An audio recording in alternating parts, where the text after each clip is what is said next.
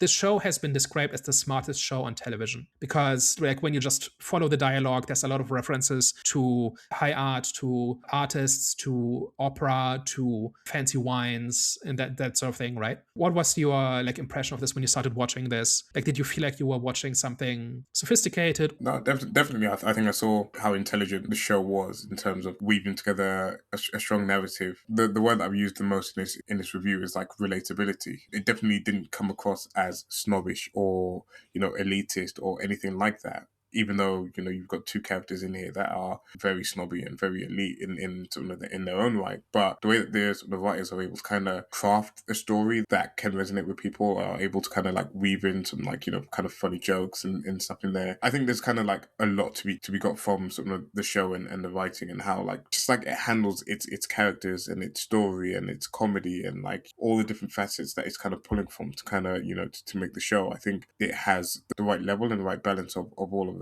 My take on it is that this show is smart, but it's not smart because it talks about like composers and artists and that sort of thing, or makes like literary references or whatever. That's all window dressing. What makes this show smart is how much work goes into every line.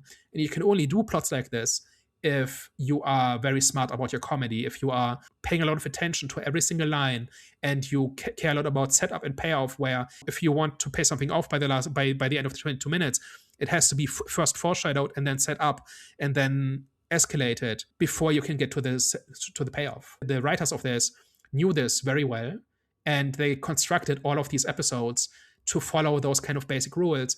And as a result, when the episode starts, you have no idea where this is going to go. But as kind of the pieces start moving into position and things get more and more convoluted and more desperate, it just starts building on it. And it's like you're watching a pressure cooker boil. You don't know when it's going to boil, but it's going to come to a boil very soon. And then it's all going to fly all over the place. That is kind of why I think it's the smartest show on television, at least of its time.